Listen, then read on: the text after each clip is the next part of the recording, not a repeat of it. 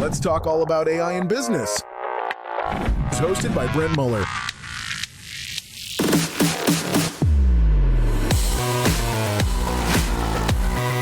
Welcome to the Future Proof Podcast.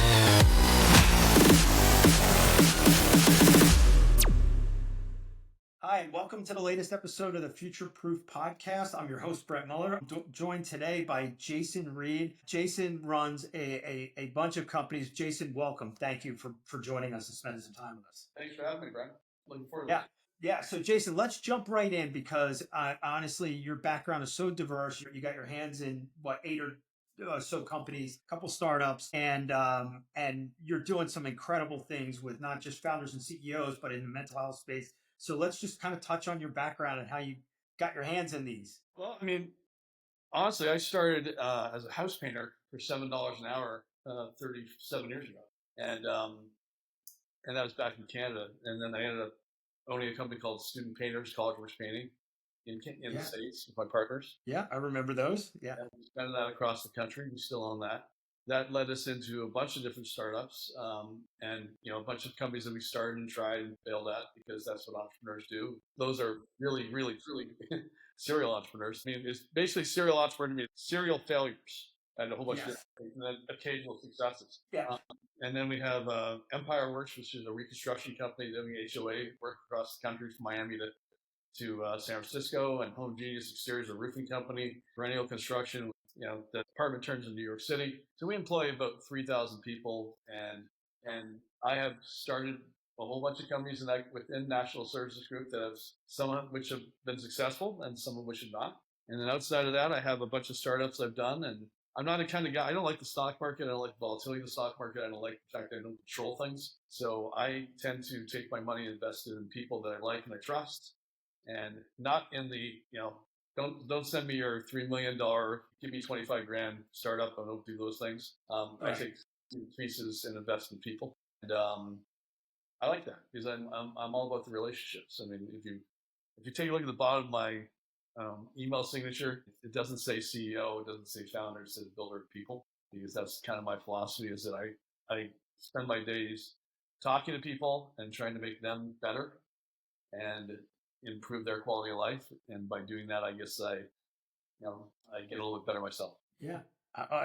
It's a phenomenal kind of mission in life. Kudos. I love it. Where do you want to start? Because I really want you to kind of dive into a few of these places and talk about some of your passions. I would say if we stay on the business side just for a few minutes, I'm a big believer in, like I said, investing in people, but in the relationship. So if you take a look at my business partners, we have been together since 1993, and we were actually working together prior. So it's been since 1990, whatever how I can live to be. That's a lot of years, right? 35 years. And then some of our other partners, like my partner Mike Fon, who started Empire with us, he's been with us for 27 years. I always screwed up. It might be 28. Sorry, Mike. I always forgot. Yeah, well, you're in the ballpark, right? It's a long time. The office and our partners, College Works and Empire, that run our divisions, we have guys with us, guys and gals with us 10, 15, 20 years. And when people say, what are you proud of? I'm like, that's what I'm most proud of. I love the people. It doesn't happen by accident. No, it doesn't. You got to work at it, right? We always say, on the partnership side, our partnerships as important as our marriages, right? It's like you have to put the time in the marriage, you have time in the partnership, and we do, And it shows off. I mean, if you're a relationship person, you are a relationship person. And that, I think, is one of the big successes we have, is that I can't do all the things I do in life if I didn't have amazing people to do their part. If I was constantly churning my exec team and churning my people and and I had to dig in to do stuff all day long, there's no way I could do all the things I do. This wouldn't work. Makes total sense. And so I guess start with National Services and then just kind of, dovetail into some of the other companies. Just kind of your vision and what's happened over the years and some of the industry, shifts, anything you're seeing. Because you have a really unbelievable bird's eye view of that, a cross-section of industries. Well, we're, I guess essentially we are industry leaders in National Service Group in the areas we play. Like in the HOA reconstruction world, we're the largest player. across the country. Home Genius is one of the fastest growing roofing and siding companies in America. My partner, Jeff Gunnis, and Spencer Pepe, who run that, are extremely well known in the space, getting awards and accolades constantly. And CollegeWorks is the only company of any substance left that takes college kids and turns them into entrepreneurs, which is what we do. And that's, when you take a look at what we do, I guess this is kind of I always tell people, how much do you like construction? Like, I don't know anything about construction, don't really like it. But it's not something I care that much about, right? I care about all the people that work there.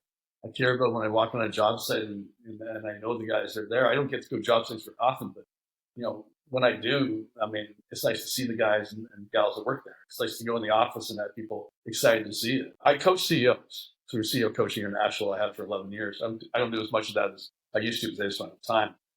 But I see CEOs falling in different categories, right? Those who can't wait to sell their business and constantly complain about their business and their people that are there and how much they suck. And those who really enjoy their people and have lots of challenges because that's business, every business has challenges. But challenges with the people. I feel bad for the first group who hate their people, hate their business, and can't wait to sell it. Life is too short. Like, sell it now and go do something you like. It's just like, absolutely. And so is that your advice? I mean, I would guess that's your advice to them, the ones you coach to do that. I'm a pretty blunt guy. I'm not the guy who you want as a coach to tell you how happy life is and tell you what you want to hear. I'm going to tell you you're being an idiot today, and you need to stop being an idiot. You need to treat that person better. And if I was that person, I'd quit.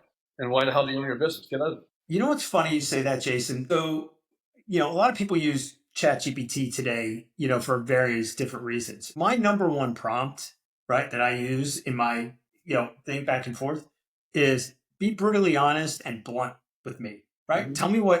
Tell me disagree, like tell me where I'm off, right? And again, it's not the end all be all, but I would rather have that, right? And so I love the fact that you do that with coaching CEOs. That's what they need, right? I remember a CEO a long time ago, or maybe he was the CFO. He goes, Brent, he's like, you showed me a report about, the company health or whatever we were doing. And he's like, the greens are all good. He goes, but I can't do anything about it. It's good, right? I want to see them. But I react to the reds, right? The red, yellow, green, red, amber, green. He's like, because the red is what I got to fix, right? And so he's like, that's what I want to, if we're going to spend some time, let's spend time doing that. So I think that's kind of what you're saying is, let's make sure you're doing the right things and focusing on the right things. Well, I mean, I like to think, the other side of that, flip side is that too many of us, including myself, don't celebrate wins. That's a good point. It's like, if I have a fault, and I've got a lot of them, I keep going, and no matter how great the year was, I can point out every little thing I did wrong, right? And I don't tear it apart, right? Yeah. I'm an extreme ownership guy. Like, it's all my fault. But if I made X amount of money, I can tell you where every other dollar was missed. and I think that's probably, we don't celebrate enough. A lot of CEOs don't take care of themselves, right? That's the other thing. It's like, big time. I'm 57 years old. I've been doing this since I was 19, right? Whatever the hell I started working, or 18. And I had no reason to stop. Like, it's fun, right? I love it. And I have a very balanced life. I have a full life, right? A lot of companies, but a very full life. And I'm very purposeful in my time. I don't have a lot. I don't play. I don't go out and play very much. I don't watch TV. I'm purposeful in my time a lot, right? So, but that might be purposeful. And we have a couple albums out on BMG Music. I do documentary films. We do a whole bunch of. I'm producing a play up in LA that comes out in 3 weeks, which is absolutely fantastic. We did a rehearsal last night. I love doing things. I love making things happen. And too many CEOs are not healthy.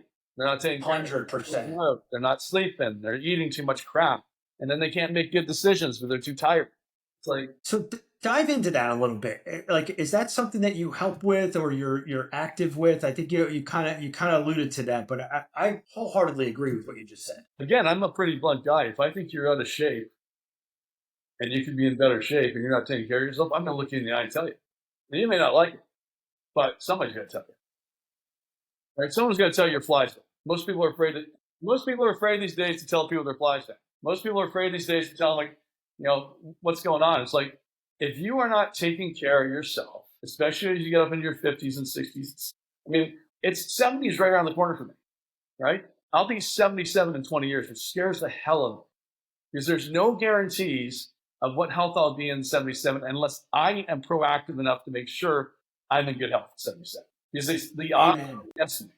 The odds are completely stacked against me. Yeah, absolutely. So what is your advice to future you right now, right? Or current you about future you, or any of the CEOs and founders you're coaching or that you come in contact with? Because I think that brutal message, more people need to hear. I think you have to be absolutely 100% honest with yourself, and just not honest with yourself about how successful you might be or might think you are. Is that all your faults? And you have to look deep and say, are you doing enough?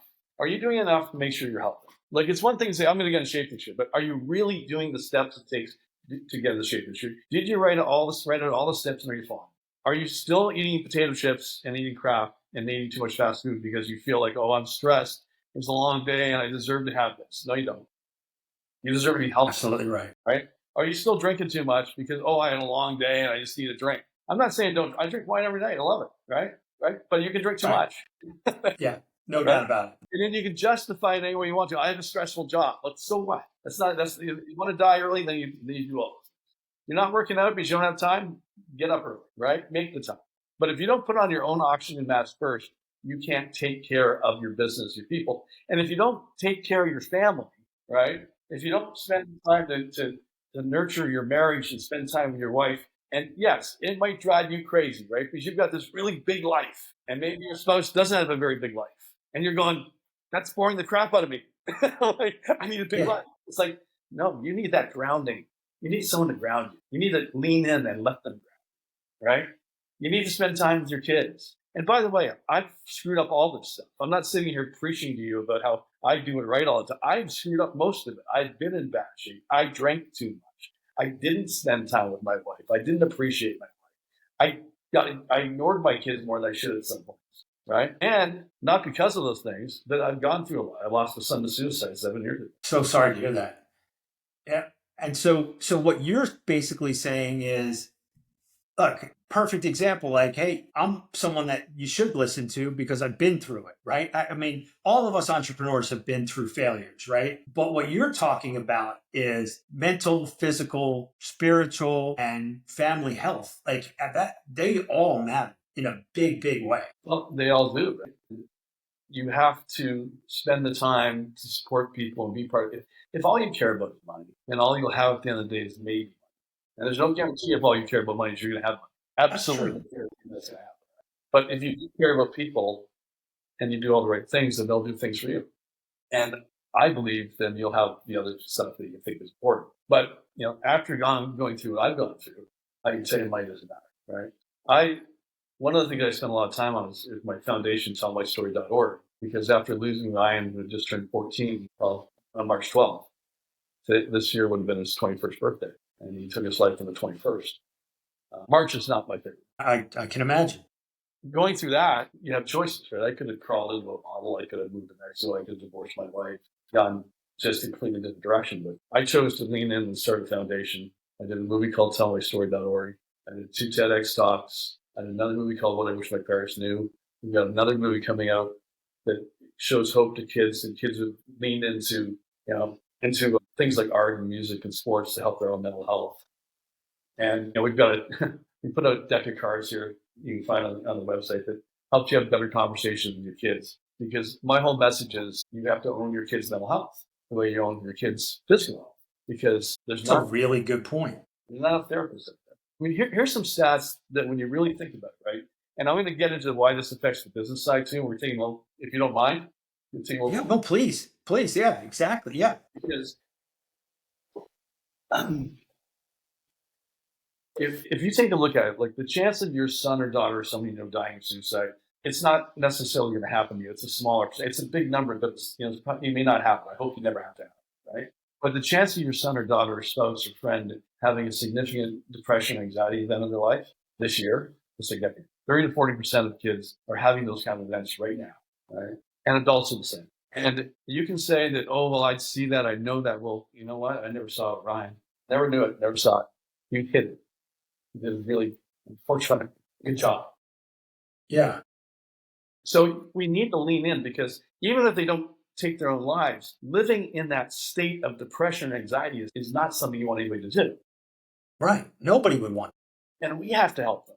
We have to have better conversations with people. Learn how to have a conversation. Learn how to do it without fixing it. Now, here's the biggest problem for guys like us, right? Our kids come to us with a problem, and maybe they're good. They open up and say, "Dad, I'm just feeling depressed because my boyfriend or my girlfriend, they got rid of me, or I didn't make the football team when I wanted to, and I just don't know what to do, and I can't." And what do? We fix things. Yep. Let me tell you what's wrong. Hey, look, you are an amazing human being. Never forget you're an amazing human being. Everybody should love you as much as I do. There's going to be lots of other girls and guys out there. There'll be another football. Maybe football's not your thing. Don't worry, we'll find what's really good for you. Just listen to me, you're great.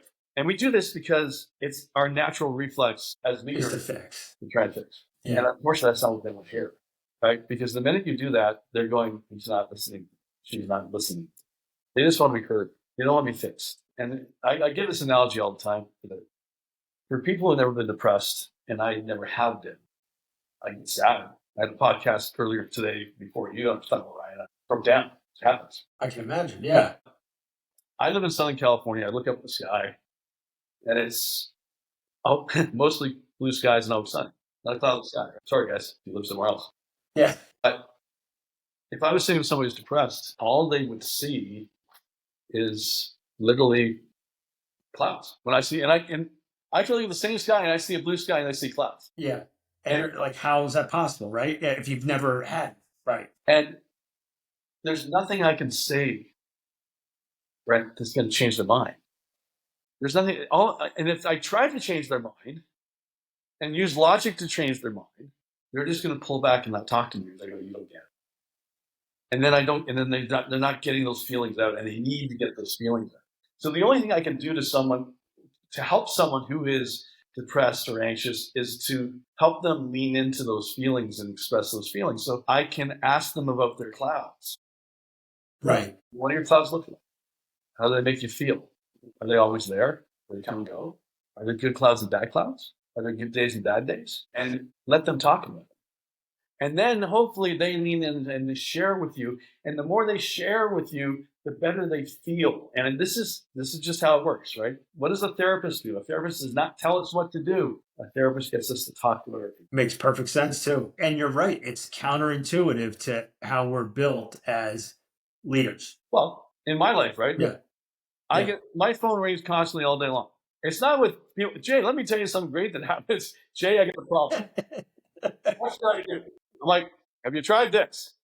Yeah. All right, go do that and call me back. That's my day, right? As most of you on who are listening, that's your day. All right. Yeah. Problem. And then you go, why does everyone call me good stuff? Wait, but if we take that home, then we're not listening to our families. So we have to change the way we think. But here's the other important thing about this. We have the same problem at work. Imagine this scenario. Someone walks into one of your manager's office, says, "Why don't you sit on a chair?" Your manager looks up from the desk, looks at his email. What's I don't know what to do. My daughter's cutting. She's not sleeping. I'm worried. I just don't know what to do. Most of them, our managers go, "What the hell's cutting?" They try to Google it. I don't know what else. They're like, do you need a couple of days off? And some companies are better and some companies are worse, right? Some might be, if you see, go back to work. I don't go talk to HR. But here's the challenge. We lose more time productivity-wise to mental health issues than we do to COVID and RSV and the flu. Because people are dealing with this all the time at home. And they come to work to look for some kind of support, and we don't have it for them. Because we don't have to talk to them about it. Because we're not communicating. Yeah. And we become too numbers focused and too driven into, did you get your work done? And I've got to hold you accountable and make sure you get your stuff done no matter what happens. So, So true. So I started a new organization with a partner called Uplift at Work.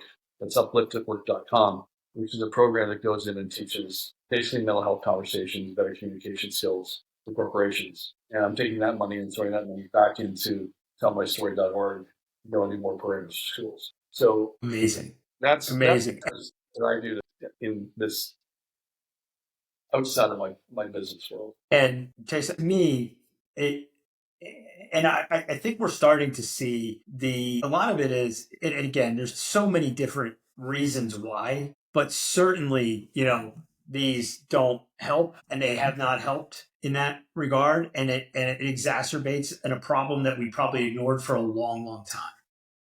Well, And so the fact that you're starting that organization for for companies to take advantage of, uplift it, where I love that. And honestly, I've seen it firsthand of my clients, right, and in their organization. So you're 100% right about this, and it's definitely overlooked, and people don't know how to. and yeah, you're right. It is this thing that keeps ringing, right? It's Yeah. like I have to tell people, like, when I did my TED talk called the Hot Lava Talk, I talked about the difference of me growing up in 14 and Ryan growing up in 14.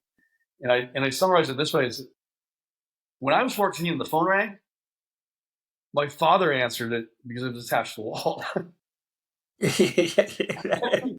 and he would decide if I got to talk to that person. And then when I started talking to them, he'd stand there until I said, "How about I just see you at school?" All right, and then Yeah. I didn't know what was going on. Why would I? I was a 14-year-old kid. Right. So now you take a look at it, and it's scary, the pressure on these kids. They are worried about, we just started bombing Gaza, or Israel started bombing Gaza again. So that war is not. Putin left Trump waiting for 90 minutes before he took his phone call today. Not a good indication that guy wants peace. Right. Right? Right. Who knows what's going to happen to China? Who knows what's going to happen in our own world, in the United States, with tariffs and this and that and the other thing. And then if the kids can get past that at 6, 7, 8 years old, which they are all paying attention to at that age now, why bother? Because in 10 years, climate change is going to destroy the world. So the pressure on kids today compared to when we grew up, it's a whole different world. It is a whole different world. I can't imagine, at 8, 10, 12, 14, whatever it is, having any knowledge of this level of issues right back then. Because you're right, like our phones were there. Nobody had cell phones. It was, phone was attached to the wall. And so, your world was your community. So I'm going to take you to what scares me a lot right now. I spend a lot of time thinking about it.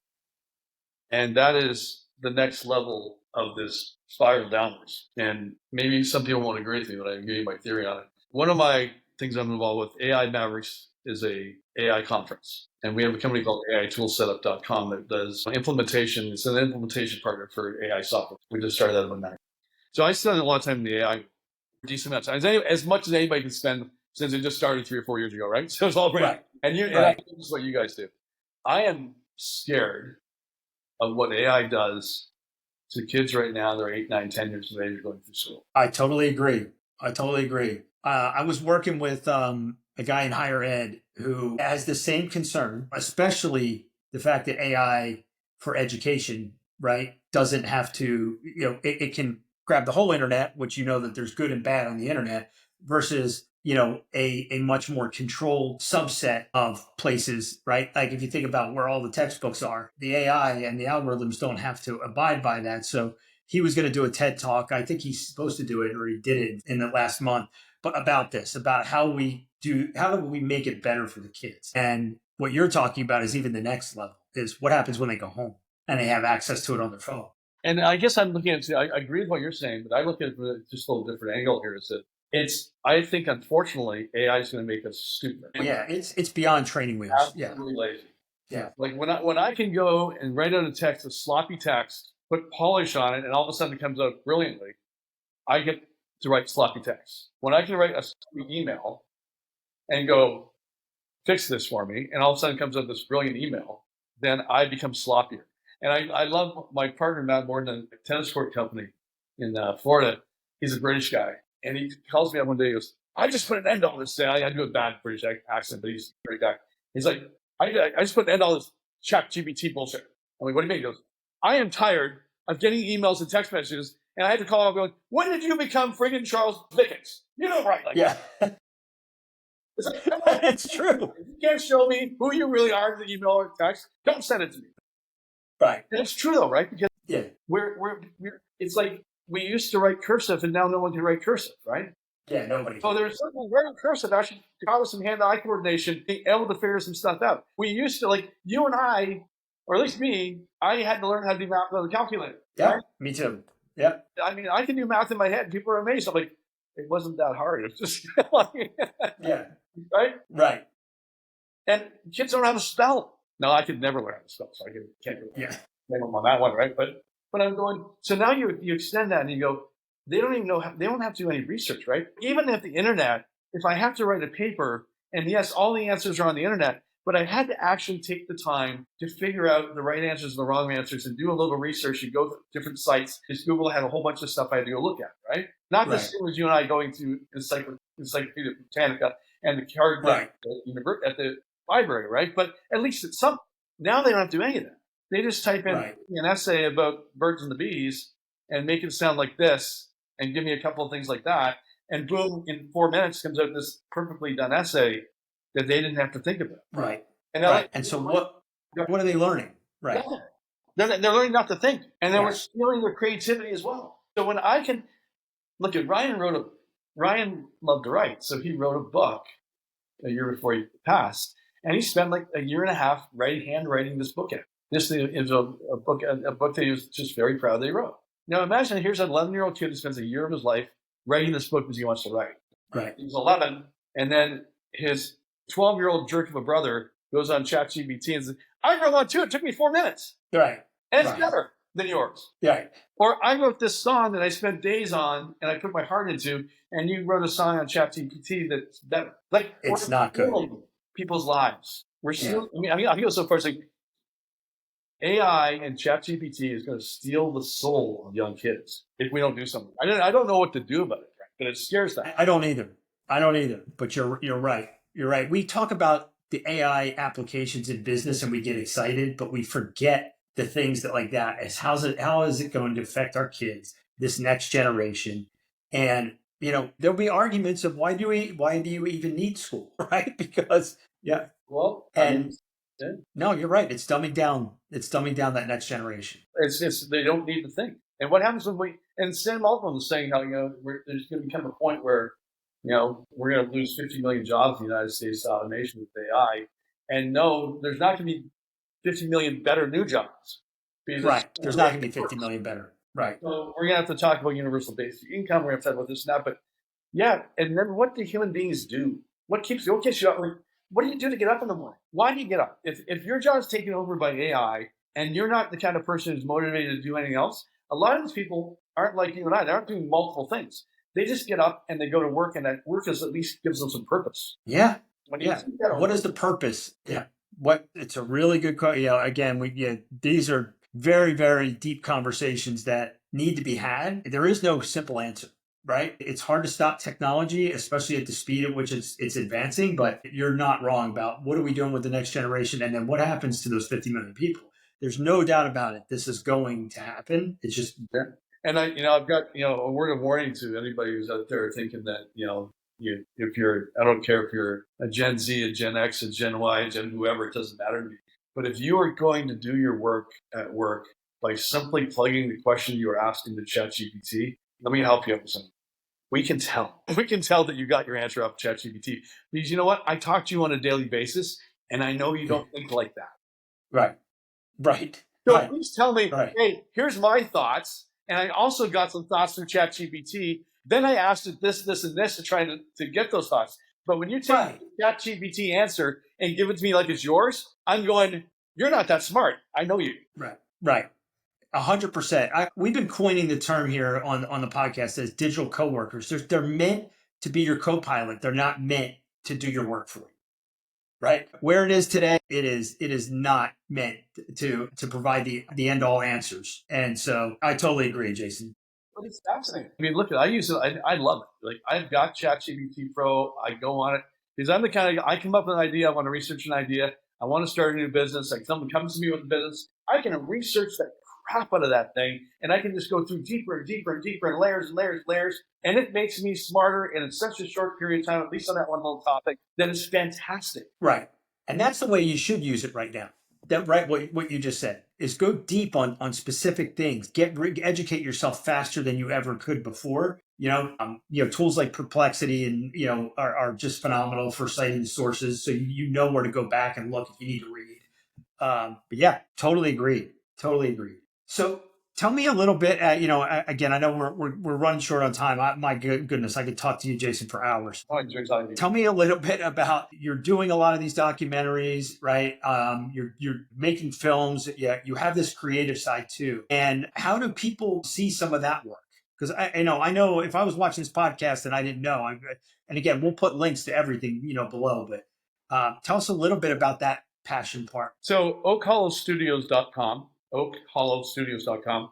And we could use take my link tree and put it in the show. Yeah. I'm going to put your link tree in there.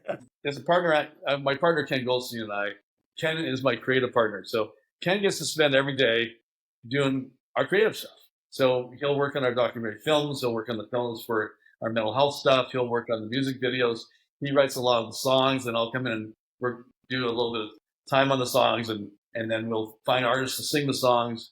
But he is that part of my life that he spends every day doing that. And yeah, I fund it, and we make some money doing it, enough to hopefully cover our expenses by doing different programs for different people. But it's great because I don't have the time to spend every day thinking about being creative, but I have moments in time where you can say, okay, I lined this up, let's go do it. And I'm in. So one of our latest projects is Ghost Town, USA. And we did season 1 because we wanted to figure out if we could do a series where we go and interview people who live in ghost towns. And instead of going to be a paranormal investigator, we go and saying, we're going to go and stay in your old jail and not talk to you, but then try to get the ghost to do stuff and then run out.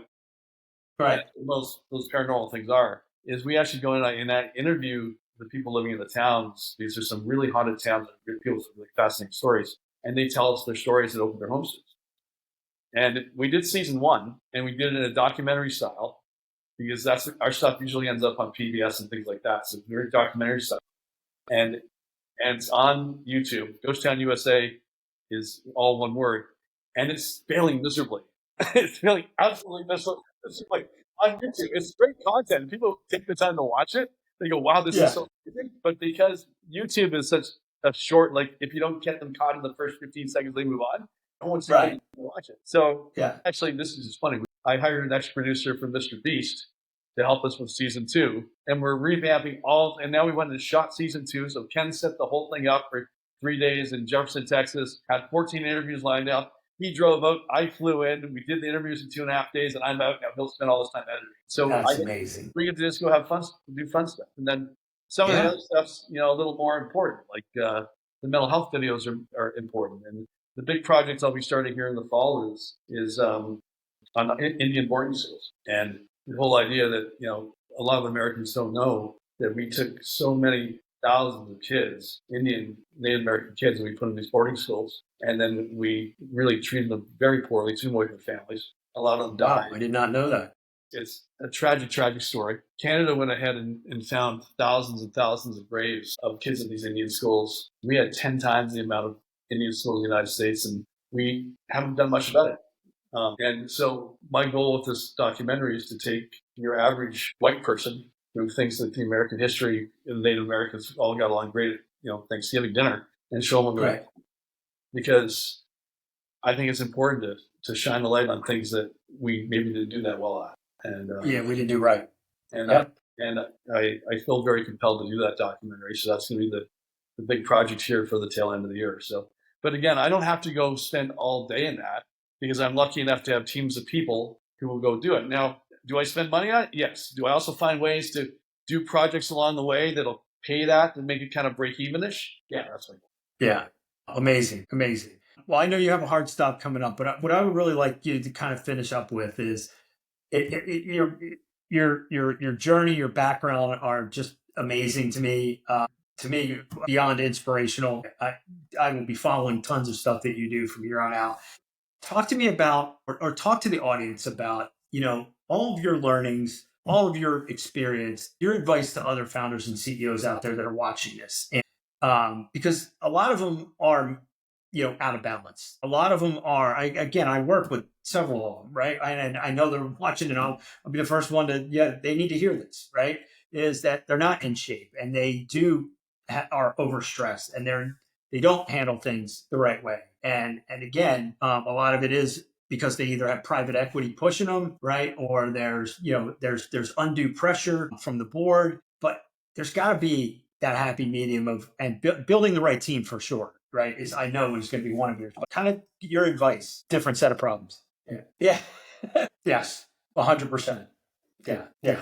Leave it at work. Yeah. That's great advice. And I don't think most CEOs and founders do that enough. And you're 100% right. Yeah. Yeah, you're right. You're right. And you know what's crazy is how much they're knocking on the doors of the everyday business, that the all the home services businesses, all of your local medical practices, they're all getting knocked on the door. Yeah. Yes. No, what they're doing is a simple extract the overhead, spread it across 20 or 30 companies and squeeze that profit margin. But you're right. They strip it of the culture and they strip it of what it really needed. Yep. Yeah. Yeah. Yeah. Yeah. You're totally right. Totally right. Yeah. And I've heard multiple stories and it's so funny how everyone is just enamored, but they're enamored for the wrong reason because they're not thinking about long-term. Jay, listen, this has been an absolute pleasure. Thank you for spending the time with us today. I would love to have you back later in the year if I can squeeze some time from you because we can't cover enough in 45 minutes. No, you did not. You did not. An absolute joy. Thank you for spending this time with us. Thank you for sharing your insights, your knowledge. It's been beyond appreciated. Yeah. Well, thanks, Jay. Yeah. Yeah. Yeah. Well, hey, that's Entrepreneur 101, right? There's nothing wrong with that, right? But you know where to lay your bets down and your experience lets you kind of lay the bets down smarter. Totally get that. All right. Thanks. Thanks for this episode. I'll cut that out. If you're ready to embrace change and lead with innovation, be sure to subscribe and never miss an episode. Thanks for tuning in to the Future Proof Podcast.